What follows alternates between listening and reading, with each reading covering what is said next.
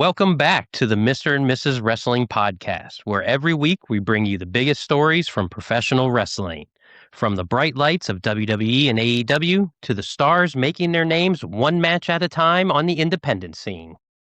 Today is one of our favorite types of episodes because it's another edition of our Summer Indie Spotlight series where we introduce you to the wrestlers, personalities, and champions helping shape the future of professional wrestling. This week's guest isn't someone who waits for opportunities, he creates them. He's built a reputation for intensity, grit, and making sure every opponent remembers exactly who stepped into the ring with him. He's known as the Violent Gentleman, Miles Blackwell. And he joins us carrying championship gold as the current reigning and defending Continental Championship Wrestling Grand Slam champion, a title that's earned through hard work, sacrifice, and proving yourself every single time you step between the ropes. Today, we're diving into the journey behind the championship.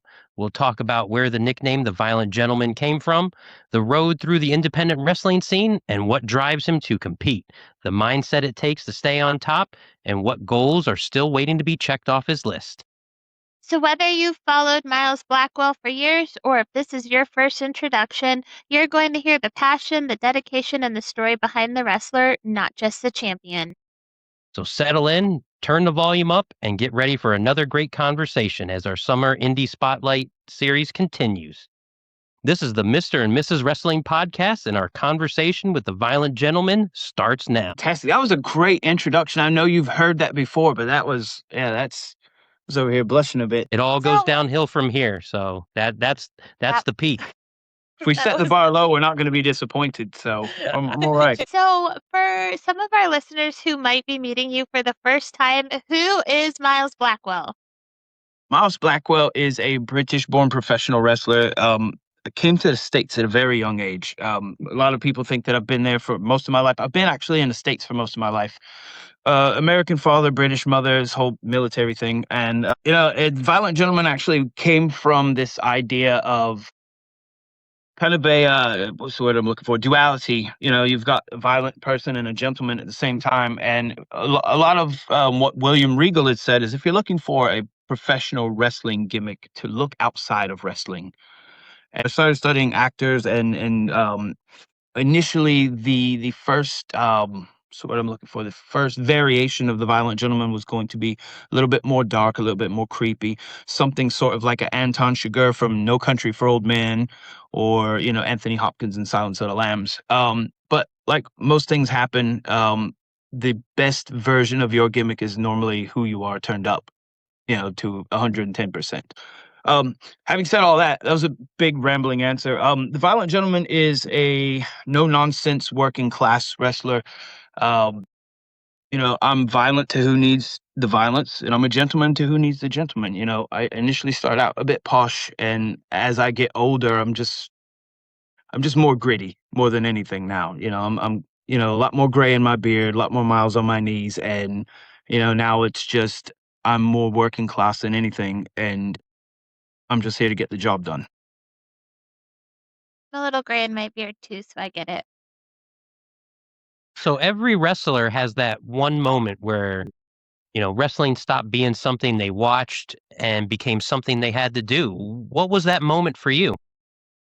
So I actually started a bit later in life with professional wrestling, and it all actually spurned from the Me Too movement in wrestling. And I remember you're seeing all these different wrestlers, they're getting accused of things, whether they did it or not. It's not my call. But I remember making a joke on social media saying, like, is it going to get to the point where I need to go to wrestling school so you have someone to cheer or to boo that is not a dirtbag behind the scenes? And then, a lot of my friends, oh, you should do it, you should do it, you should do it. And, it actually started from there. And the funny thing was the company that I worked for at the time had a contest that I was entered in that I didn't even know I was entered in. And I won this award that was $1,000 going towards education, travel, or fitness. And I was able to convince that company to use that $1,000 towards fitness, which happened to be my professional wrestling training. It was at a contest that I didn't even know I was in. So it really felt like, okay, this is actually supposed to happen. because, at the time it was, like a lot of folks on the indies, we're not really rolling in money, and so it was like, all right, well, I don't really have this kind of money to put up for this schooling. And then this happened. So it was like, okay, I've got to do it now. This is, they're not going to cut me a check for myself. And, at the time it was COVID was still kind of kicking off. So um, travel was kind of out of the question. And, education as well is, so I was able to convince them to do it for my wrestling school and my wrestling training. And that just seemed to work out. Where were you trained? What school did you go to? I was trained at it was called Top Rope Wrestling Academy. It's the offshoot of Continental Championship Wrestling. I believe you're probably told about it from Bryce Maddox or Odin Davenport. I'm not real sure. I didn't watch Odin's episode. Him and I aren't on the best of terms. And Bryce Maddox, I pretty much hate watch anything he's a part of. Um, but yeah, Top Rope Wrestling Academy, and yeah, it was a great experience. It was one of those things that, you watch wrestling and, you say, "Oh, I think I could do that." And the first day you're like, "I don't know if I can do this." You know, it's I couldn't get out of bed the next day. I had to get help going upstairs for a couple days. It was intense. So looking back on, starting your journey, going to wrestling school that first week, not being able to walk up the steps, sore, beat up, what's something that version of you would say to Miles Blackwell that's sitting with us today? Everything's an investment, whether you realize it or not. It's all about building the callus. When I go to the gym and I see people that wear gloves, that's fine. You want to wear gloves, but if you wait long enough, you're going to get the calluses. My hands are absolutely wrecked. But I don't feel the pain, when I'm doing certain exercises. And, wrestling hurts, but you build up that callus, the first few days, you're going to have welts on your back just from hitting the ropes, and then bumps and things of that nature. Now, keep in mind, like I said, I started later in life. I'm on year 6 of wrestling now, and I started 2 weeks before I turned 35. Um, it's definitely something I would have started 10 years ago if the opportunity was there, or if I would have been more ambitious to take it. So looking back, it's, keep training, man. It's going to pay off. Is there a specific match where you did feel everything finally click for you when you truly became the violent gentleman? There's a couple of them that really stand out, and for completely different reasons. Both of them happen to be against Bryce Maddox. We've had a storied feud, years, off and on. And the first one, legitimately, we did not touch each other for the first 3 minutes of the match, and the crowd wanted it so bad. And at the time, I was a heel, and I I wouldn't stay in the ring. I'd get out till a 9 count, get back in, get back out, get back in. And the first thing that happened, the first contact we made was a basic arm drag, and the place went bananas. And it's one of those things that where you understand that storytelling is huge, but a lot of times less is more. That's number one. Number two, it happens to be another match against the same human being. It was a 2 out of 3 falls match for the Southern States Championship. And when I was a heel, it was a bit different than I am now. And I had, depends on who you ask. I either stole it or I left with it on my own. That's up for debate. But I had possession of the Southern States title for about 6 months before we finally had this. It was his title, if you ask him, before we had this match. And, as people watch wrestling, they kind of think that, if the good guy's getting shafted the whole time, he's going to win in the end. And he didn't. And it was that was the moment that the violent gentleman really took a whole new what's the word I'm looking for? A whole new level. Because as much as I dislike Bryce Maddox, we really elevated each other, early on in our careers. So if I have to say anything nice about him, that would be it. We kind of push each other to the next level. Now, I did some research and watching some of your matches, Miles, and your style reminds me of more of a grappling style, a more in-your-face style, and even to an outsider like myself, maybe a touch of inspiration from someone like a Nigel McGuinness. Is that safe to say? Nigel McGuinness is probably the closest. The person I've probably stolen more things from, honestly, is Nigel McGuinness. Um, the funny thing about that is, he's definitely he's top 5 of all time for me. And I've watched a lot of pro wrestling. A lot of William Regal. I've got my Regal shirt on today. Um, Big fan of his. And then I actually, funny thing is, so when I first started out, I was in a heel stable. Once I went to a singles competitor, I had to pick a song, and I picked a song by my favorite group, Oasis. It's "Effing in the Bushes." Now, the funny thing about this is, at the time, I was not real familiar with Nigel McGuinness. I just knew him as the commentator for NXT, and then I found some of his stuff on Ring of Honor, the Honor Club app or whatever. I was like, "This guy's fantastic." And it turns out he was coming out to the same song. And I was like, "Okay, there's something here." And so the more that I watched him, the more that I picked up, a few things from him. And yeah, that's that. He's probably the biggest person I mirror the most without completely stealing everything of his. Nigel's absolutely mega, man. He's the best.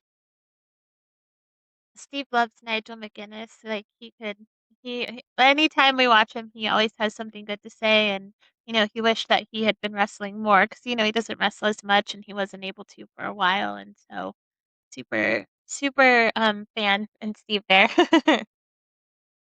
So you're the reigning and defending CCW Grand Slam champion.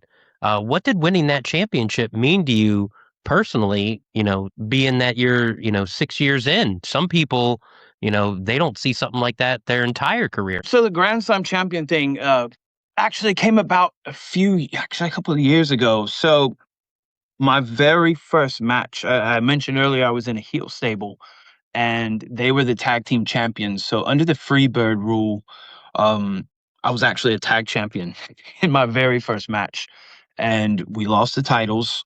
Um, Fast forward a year or two later, I became Southern States champion. And then about 6 months after that, I became the heavyweight champion, beating Bryce Maddox to his chagrin. Um, at that point, that made me the Grand Slam champion, but a lot of people tried to put the asterisk by it because of the tag titles and didn't actually win them.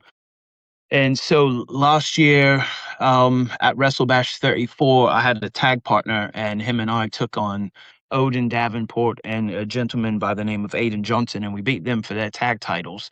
So that became official Grand Slam champion. I've held every title they've had. I've held every accolade, and so that's something that not everyone for Continental Championship Wrestling has been able to say. They've won this title or that title, but very few have won them all. So, does carrying a championship change your mentality walking into every match? I think it does. You know, not to pull back the curtain too much, but I feel like if you're a champion, you're trusted with. There's a level of responsibility. Whether you're, depending on which side, it doesn't matter what side of the morality line you're on when you wrestle. You're the guy for that specific title.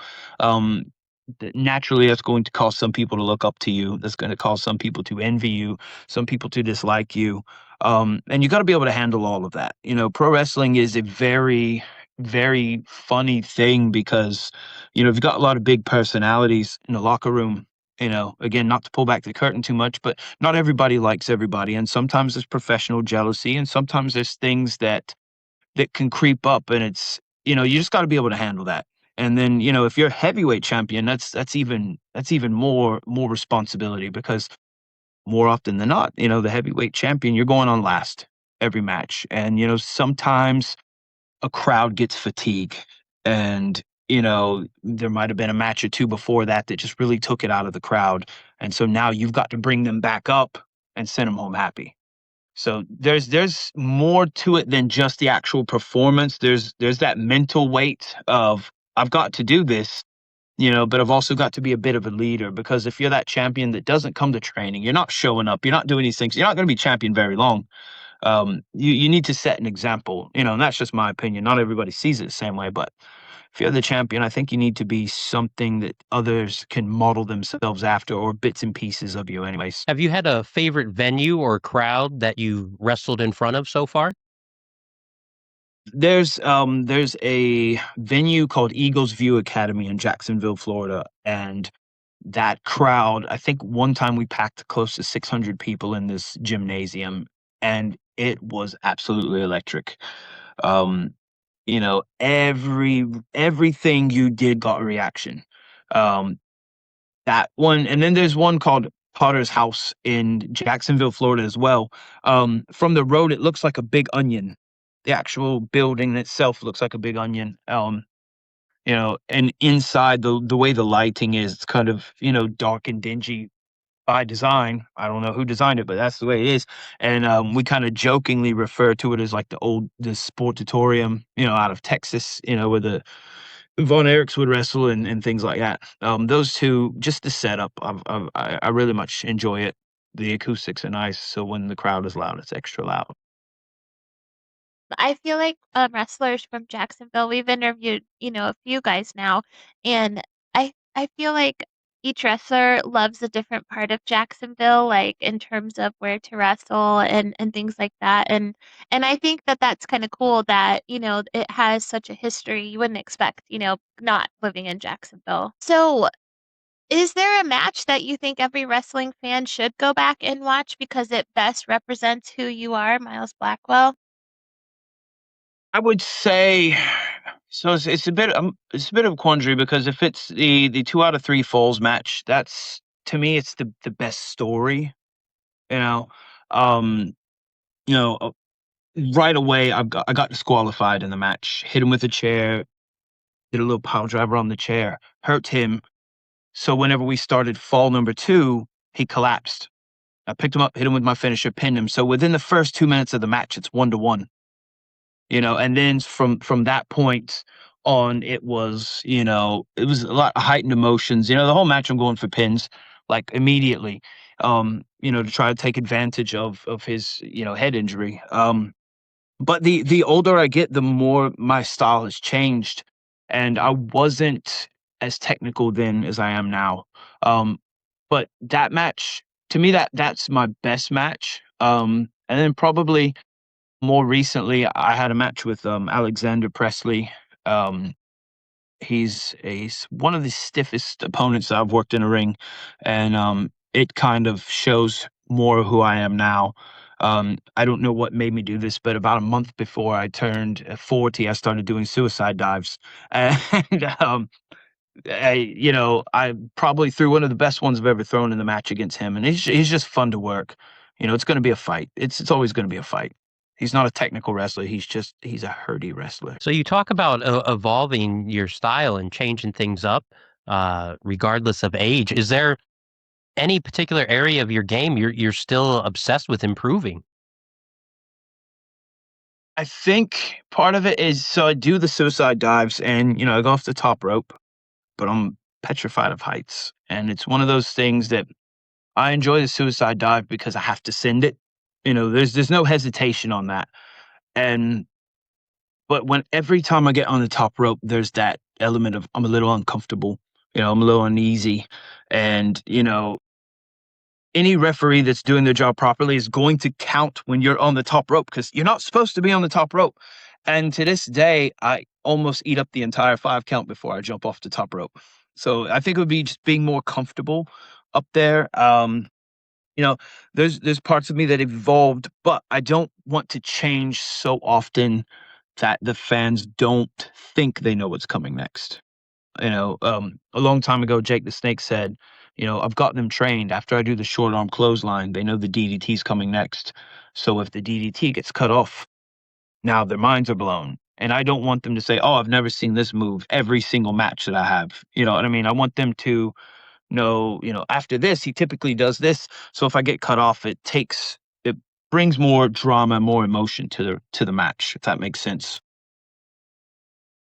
Believe you do a suicide dive. I feel like any of those, like anything high flying, anything off the top rope is like too high, and I don't have a fear of heights. Steve, he's like the heights guy. It's crazy that you can do that, and that does take a lot of athleticism. So I can't wait to see it live and in person sometime. The real story behind the suicide dive was I was thinking like I need to take a break. I need to take time off. I've been doing this nonstop training 2, 3 days a week. And at the time I was driving about 90 miles one way to training, and I was burned out. It happens, you know? And I said, the only way I'm going to not do this is if I get injured. And so the idea was, if I do enough of these, I'm going to get injured and have to slow down. And I haven't got injured yet, and I don't want to get injured now. I enjoy the suicide dive. It's a fun move. There's certain people I won't do it if they're in the ring. I wrestled a young man Saturday who weighs about 150 pounds, and I'm like, I'm not doing this. Not with him. you know, not doing a suicide dive with him. And that's really it. That's the whole story behind the suicide dive. It was a means of escape that I ended up falling in love with. So when it comes to being like a wrestler, like you said, you started a little bit later in life, we're both 40 and I don't know how you feel, being 40 and up, like it's like you're not old, but you're not young anymore. And so starting wrestling, at 35 when you are young, like 35's young, and then pursuing this career and still having, great success and, still being able to do it, 6 years later. That's, quite an accomplishment. Do you have any advice for anybody that's like kind of older, in our age bracket? Not that we're planning on wrestling, but somebody that might not have, achieved that dream that could still do it. You get what you put into it. That's the biggest thing. You know, what I've come to find is the ones who have started a bit later are typically more coachable. Um, sometimes, I will go to Top Rope Wrestling Academy and I'll help out with the training, or I'll talk to some of the younger competitors. And, sometimes there's parts of the business and there's parts of the matches they just don't understand because they feel like it's all about the moves. It's all about the moves. Um, and that's the moves are great, but there's more to it than that. You can get a match over with very limited moves. Your matches don't have to be 30 minutes, 20 minutes long. You can do something in 9 minutes, 10 minutes. It's fantastic. So my advice is, you got to put in the work, not just in the ring, but out of the ring. You got to go to the gym, and it's not just for like aesthetic. I'm not a body guy by any means, but I work out because, our bodies are machines, and a machine is only going to perform as well as how you take care of it. Which is something I even try to tell there's young guys that don't even work out, and it drives me nuts. It's like, you've got to work out. You've got to have cardio. I'm twice your age. You shouldn't be gassed. I should be gassed, not you. So yeah, so yeah. You're 40 and up. Um, you get what you put into it. Take it seriously, but don't take yourself too seriously. Awesome advice. If there was a promotion you never worked for that called you tomorrow, what would you want them to know about Miles Blackwell before you even step through that curtain? That honestly, behind the scenes, I'm a team player, man. At the end of the day, I'm not too good to do the favors, as they say. But I'm not gonna get walked on. I think setting the tone early on, whether it's wrestling or anything, that we're all adults here. We speak to each other with respect, and things will go a lot better if we do so. And that's something I kind of lay down the line on. I will give it my all. I'm not too good to set up the ring. I'm not too good to break down the ring. I'm not too good to sweep the floor after the show's over. Um, and I don't expect anything from anyone that I won't do myself. That's big. That's the theme, like, I've noticed with wrestlers, is like you're not too big, not too good to do those things, and it is a problem if, you're not, and that could be across any walk of life, and so, Correct. um, that's awesome. Um, is there an independent wrestler today that you think doesn't, necessarily get the attention that they deserve, but they're, a great worker and incredible at their craft? Somebody that you would like to wrestle or have wrestled in the past? Absolutely. I've got a couple of them. I did mention Alexander Presley, someone I've had multiple matches with. His moniker is the Outcast. We came up together at CCW. And then there's another gentleman by the name of Matt Vertigo. He's out of New York, and him and I were on like a like a podcast that had, it was like a four-way podcast. It was kind of weird. I never met the gentleman before, but we became friends after that. And I watched some of his matches, and he's in a different area of the country, and we've for years have been talking about wrestling each other, but it just never came about. But he definitely deserves his flowers, 100%. So the name, the Violent Gentleman, which side should your opponents fear more, the gentleman or the violence? I would say the violence. The gentleman part initially just came about the way that I was dressing outside of the ring. Honestly, um, the violence definitely. And then part of the juxtaposition there is a gentleman would be a technical wrestler. You know what I mean? Like the catch style of wrestling, and then the violent part. I throw a lot of headbutts, a lot of kicks. I would dare say I throw the absolute stiffest European uppercut in independent wrestling. That's where the violence comes in. So, gentlemen, I might take them out on a date and never call them again. That's going to be like the, the worst thing they've got to worry about on that one. So, what does a European uppercut look like? So, initially in Europe, pro wrestling, a closed fist would get you absolutely disqualified. So the wrestlers would throw, the uppercut is with this part of the arm. Arn Anderson does it, Nigel McGuinness, even Dory Funk Jr.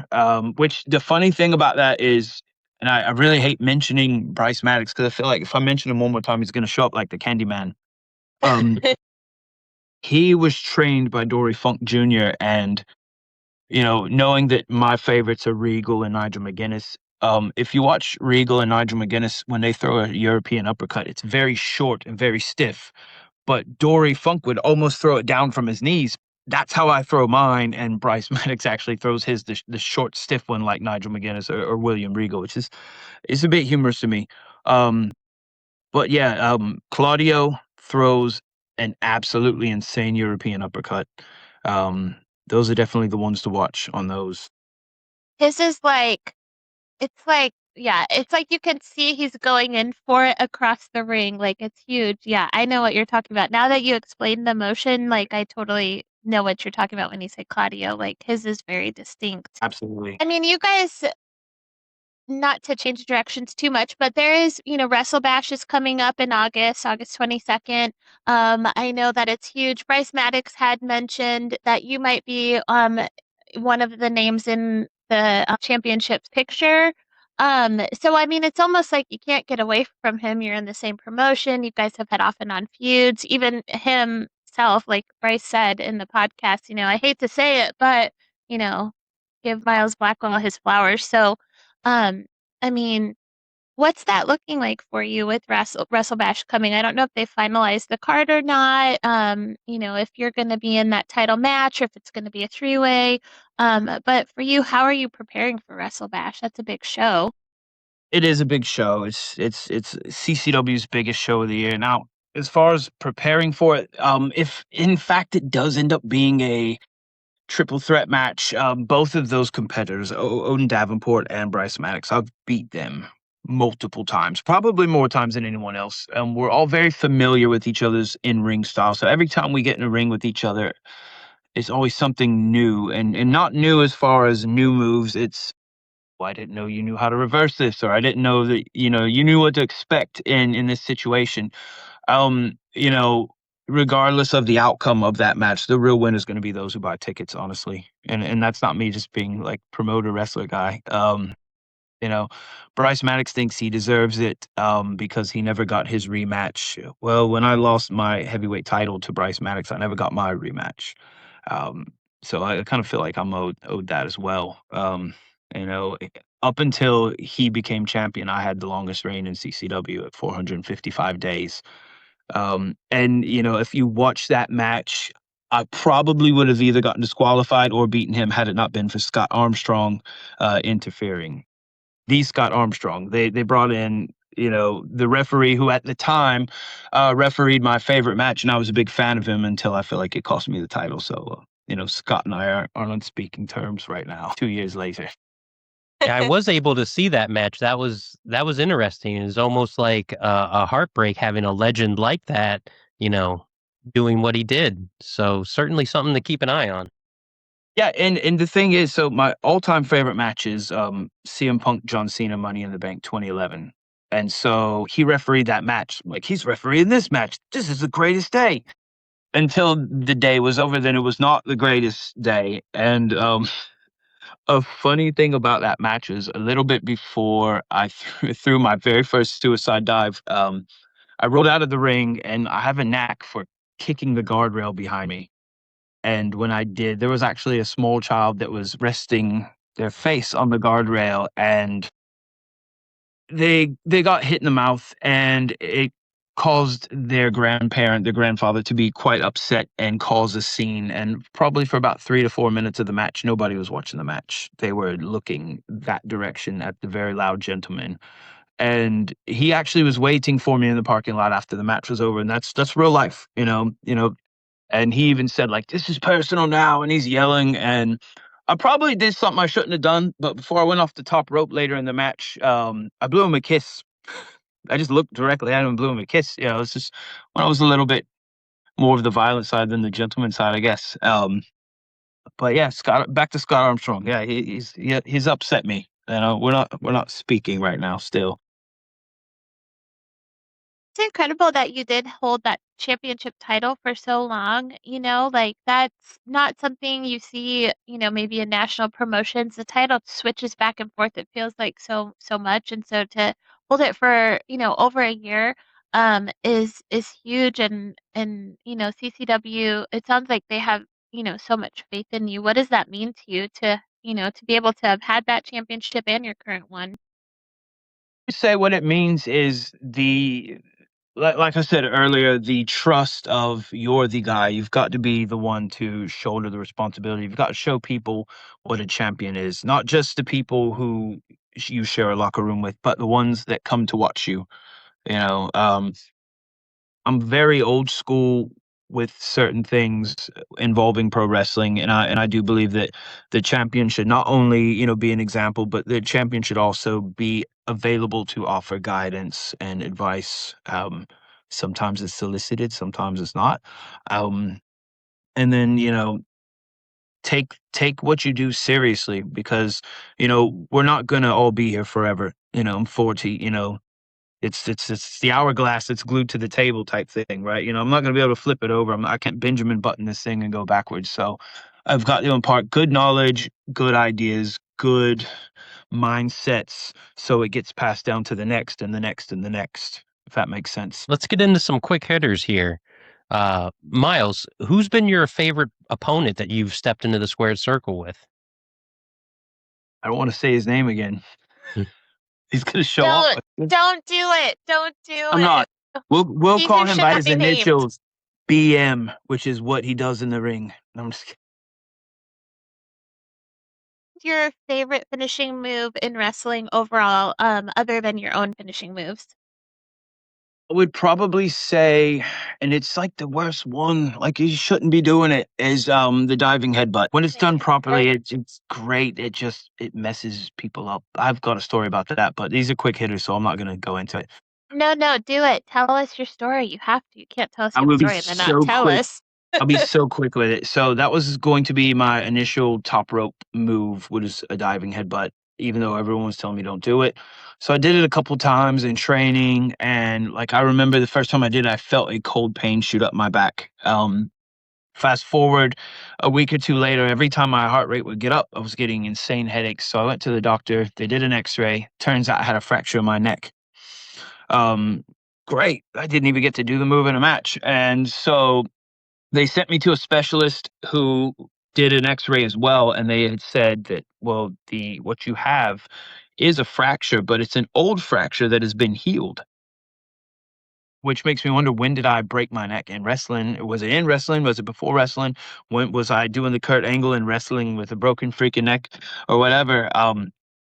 But I quickly shelved that. I wish I could do it. I just can't do it, man. But you know, Brian Danielson, we don't really talk about Benoit, Dynamite Kid, all of them. It just looked fantastic. It was a great finisher in my opinion. They're scary. Diving headbutts, regular headbutts, those are scary moves like to do. So I'm glad you're not doing it. Do regular ones, but just not off the top rope. So Mrs. Wrestling's claim to fame is food. What would be your favorite post-show meal? Typically, see, the thing about shows is after shows, there's not always places to get food. There's a lot of food deserts. Um, I typically will have an energy drink, which is a problem. I'm straight edge. I don't drink. I don't do drugs. I don't smoke. Nothing. Caffeine is it. So typically, as soon as I get to the back, I pound down an energy drink. I like Little Debbie cakes, and then typically I just look for the nearest Wawa, and there's these crisps or chips. Potato chips. They're called wrap snacks. They got this rapper on the front, Lil Baby, and I don't know any of his music, but his chips are delicious. Um, they're called All In, and they're like salt and vinegar barbecue, and they're spicy, and it's everything. And my fingers are a mess. I love eating those on the drive back home. Do they only sell them at Wawa? Because we're a Sheets family, we'll never step foot in there, but where else can we buy them? Got to stop this tribalistic views. I mean, you watch AEW and WWE, just walk in a Wawa. I've not seen a Sheets in my travels. Not wrestling related ones, anyways. I'm sure you can get them online. I'll send you a link after the show. What is one wrestler you'd never want to see across the ring again? And don't say his name if it's the one we're thinking of, somebody else. I'm not gonna say. As far as across the ring, oh, I hope he does not hear this. I'm not trying to take a view away from you, but I wrestled a gentleman named Solo Jones, and he might have been the stiffest wrestler I've ever wrestled.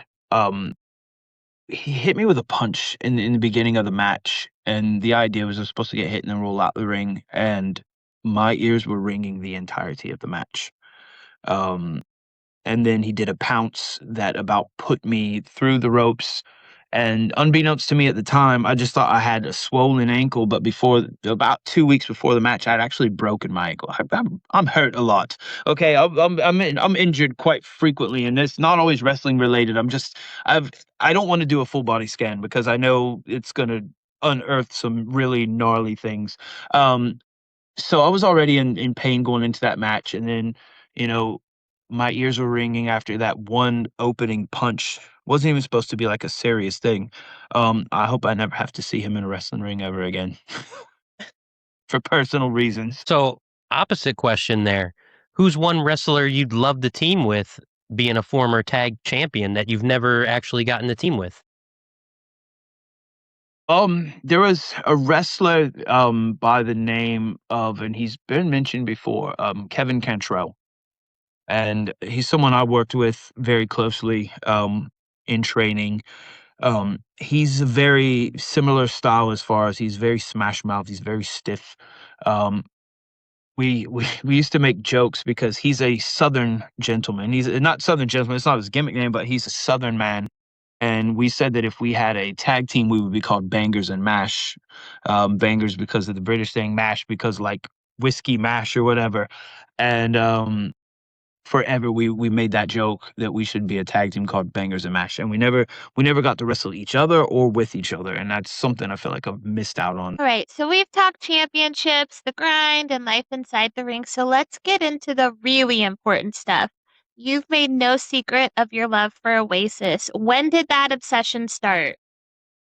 In the 90s when they were big, and I kind of faded out from it, and I bought, this is when CDs were a thing. There was a store that was selling used CDs, and they had each of them for like $1, and so I bought them all, and that was it. And one of the things I tried to incorporate into my wrestling character whenever I was really kind of the baddest of the bad for me was I was watching Liam Gallagher interviews, and, if you're not familiar with them, they would come out of a hotel and someone would try to interview them and they would grab the microphone and walk off with the interviewer's microphone.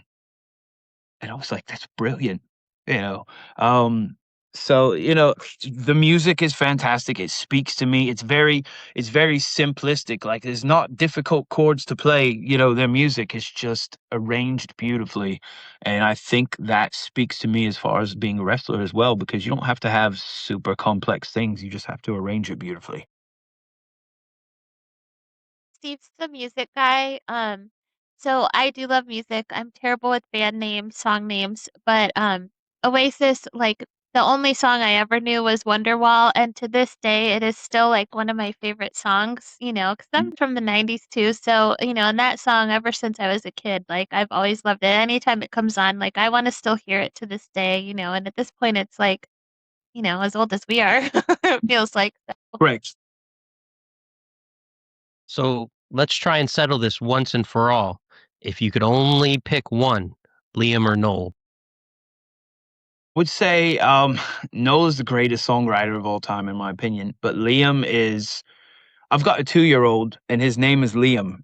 So that kind of settles it. Liam is more. He's 50 years old now, and he still hasn't grown up. And we have to get serious about certain things in life, but we can't take ourselves too seriously.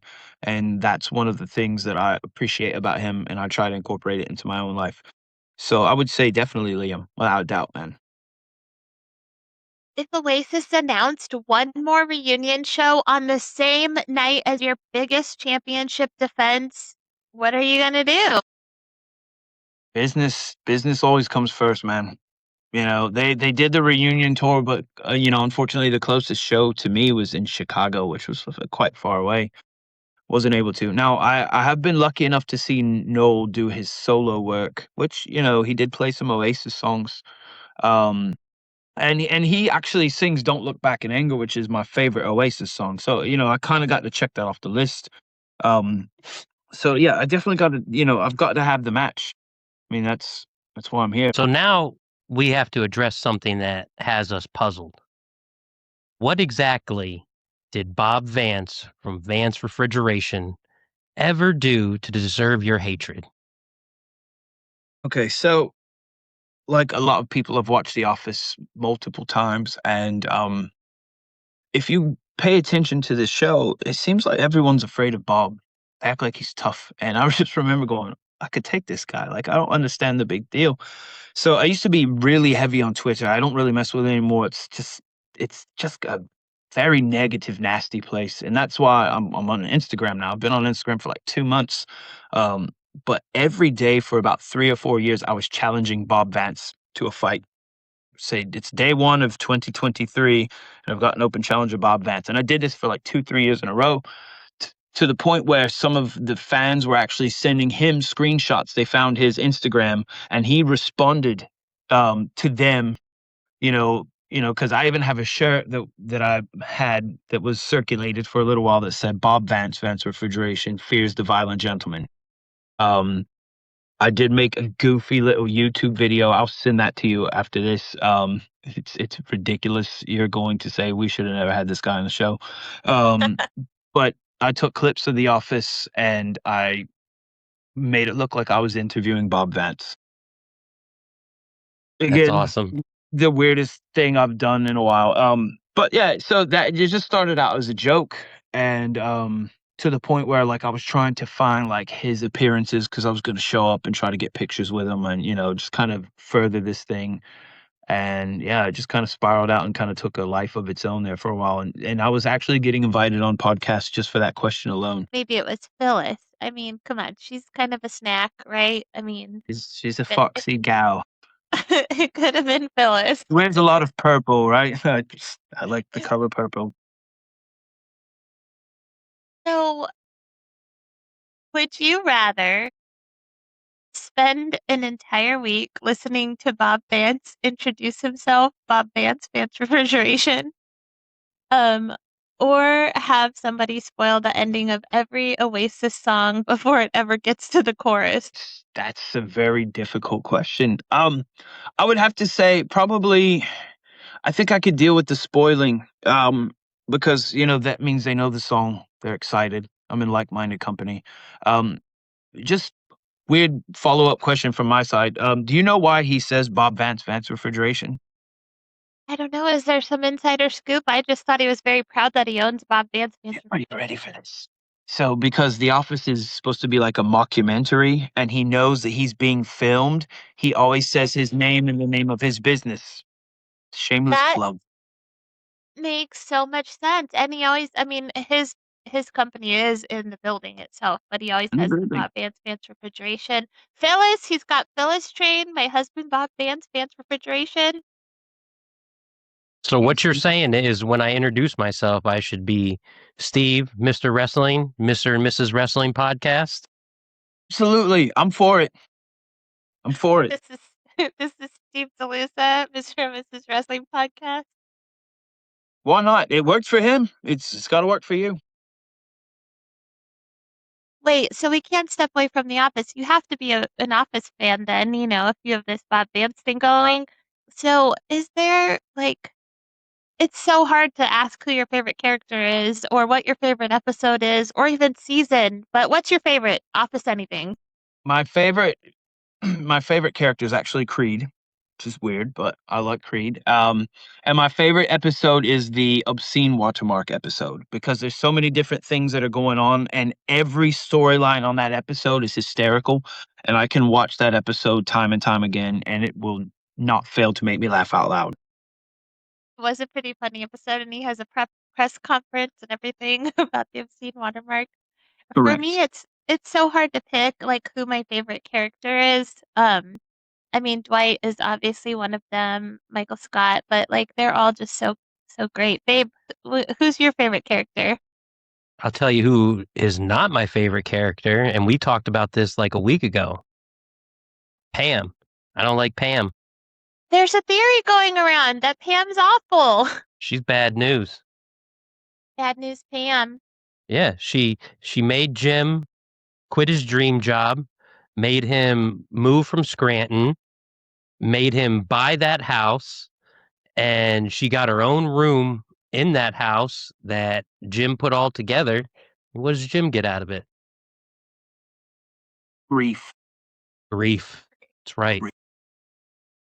She So has that Miles, emotional affair with the cameraman. Correct. right? Yeah, Right. Pam's the worst, man. Absolutely. So Miles, you talked about an altercation you had with an angry, ringside, viewer. If Bob Vance from Vance Refrigeration somehow showed up to ringside during one of your matches, would you do more than just blow a kiss his way? Probably get arrested. There's an old thing in independent wrestling that if they cross the guardrail, they're fair game.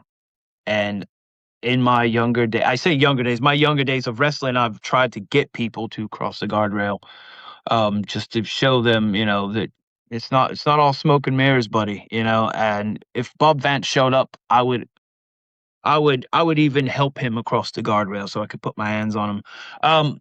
But yeah, I would, not just blow him a kiss, maybe shoot him the bird, something. Most of our shows are pretty family friendly, so I'd have to come up with something different. You could always do the Ross Geller. Is that this? Well, the funny thing is, so anything that you see, I'm always throwing up the two fingers, and anyone who is familiar with British gestures, this is peace, and this is the same thing as the bird. And I was doing a wrestling event at a fair or something, and they had the local news station played a clip of me, after my match, doing that to the crowd. And there's a podcast that I was on out of the UK. Called the What Do You Call It podcast. Great guy. He's been a supporter of mine since day one. He saw the clip because I sent it to him, and he's like, that would be blurred out over here. So, that's if you don't want to do this, hit him with one of these, and it's just the same thing. I love that, like in the United States, wrestlers are from all, countries and walks of life. And so, like, if you're not from there, you won't pick up on those subtleties. And so that's kind of like a fun tidbit of information for us because, we watch so much wrestling and wrestlers from all over the world. And so it'll be fun to see if anybody else does that gesture, like Zack Sabre Jr. Is that something he would do? Babe, would Oh, you think? yes. Yeah. He probably has done it. He he wasn't even allowed to cut a promo because he'll say whatever. Great. So we have a few more closing questions here. All right. So 5 years from now, what does success look like for Miles Blackwell? Waking up on the right side of the dirt. Just, being alive. I mean, this is not a thing that you can have insane longevity with as far as actually being a competitor. So I would like to transition into more of more focused on training or more focused on really developing characters. You've got a lot of people that are super athletes. I've got one in mind, and I'm not gonna say his name on air because he's a super athlete, but if he gets a microphone in front of him, he freezes. And, even though he's not the biggest guy, if he learned to be able to cut a promo or learn to speak, he would be an absolute superstar. And, I want to help out with that. There's a lot of times that, I tell people like, utilize your time in your car to speak. You're driving, loads of people drive a minimum of 30 minutes to train, and that's 30 minutes one way, 30 minutes back. You can work on the most basic promo to get yourself over. And so, yeah, I would like to help out with the next generation. We kind of have a joke, or I kind of have a joke, at Top Rope Wrestling Academy and at Continental Championship Wrestling, where I call myself Wrestle Dad. Around some of them. We've even got, some of the young ladies that are there, I let them know, like, if anyone is, trying to take advantage of you or, says anything, off-putting or whatever to you, let me know. And because it's all about setting up the next generation for success and making sure that everyone's safe, everyone's properly trained, and everyone's ready to go. So, when I do hang up the kick pads, I would like to transition into something to help keep independent wrestling alive and let the next generation take over. So finally, Miles, this is your camera. Tell everyone where they can follow you, where they can see you next, and why they shouldn't miss seeing the Violent Gentleman live and in person. All right, my next event is going to be Wrestle Bash. I'm locked in for it right now, as far as locked in for training for it. I'm upping myself to 2 a days typically. I did skip the gym today because I wanted to be on this show. You guys are very important to me. But you can catch me on Instagram, VG_Blackwell. Um, I'm the same on Twitter, same on YouTube. Don't follow me on Twitter. I'm not even really on there anymore. It's like I said, it's too negative and I'm not with it. I like Instagram. It seems like it's a much more positive, fun place. So follow me there. I will follow you back as long as you don't say anything crazy or send me stupid pictures or anything like that. But absolutely, VG_Blackwell. Wrestle Bash 35 coming up August 22nd. It is going to be in Palatka, Florida, not Jacksonville, Florida, as previously said by someone who was on this podcast, who shall remain nameless. I'm hoping you see me in the main event. Whether it's a singles match or a triple threat match or whatever, I'll do whatever it takes to win. I need to get that heavyweight title back around my waist so the fans can have someone to cheer for that makes sense, that has their best interests at heart. I'm here to take over in the best way possible and give them someone to be proud of and take the title off of Odin Davenport. And now I know CCW typically puts their matches on their website and their YouTube after the fact. Is WrestleBash going to be the same, or will it be able to be streamed live? It's going to be, see, the method that they do is typically like what I call the old NXT Black and Gold method, where they will record a show and then parcel it out week after week on their YouTube channel. So it should be the same way. Honestly, if you're within 2 hours of driving, I wouldn't miss it. There's even going to be a live band there, which is great. Maybe I can get them to play my entrance theme so we don't have to use a computer, but that's neither here nor there. That's the least of my worries for that day. Odin Davenport calls Palatka the armpit of Florida. Do you feel the same way? I'm not going to say anything bad about Palatka. The people there, they love professional wrestling. The venue itself, it's an old church with a balcony, and we sometimes say it's kind of like the Hammerstein Ballroom, a bit like that. Odin Davenport, again, and I mentioned this when we were in Palatka on Saturday in front of a live crowd, that some people, whenever they become champion, you can tell they've never been there before and they don't know how to act. And Odin Davenport is exactly that way. Act like you've been there before, man. It's like when Right. someone gets a little bit of money for the first time. So if he All right. doesn't know how to act with the title, I'll take it off of him and show him You'll how to act with it. exactly. You'll gladly take it from him. What a conversation. A huge thank you to the violent gentleman, Miles Blackwell, for taking the time to join us today. We always say our Summer Indie Spotlight series is about giving fans a chance to get to know the person behind the performer, and Miles absolutely delivered. From talking about his journey in professional wrestling, the work it takes to reach the top of the independent scene, and what it means to represent Continental Championship Wrestling as the reigning and defending Grand Slam champion, to discovering his love for Oasis and maybe learning a little too much about his ongoing feud with Bob Vance, we had an absolute blast. If today's conversation made you a fan, the best thing you can do is support independent wrestling. Go buy a ticket, pick up a t-shirt, follow your favorite wrestler on social media, and let promoters know you want to see talents like Miles Blackwell on their cards.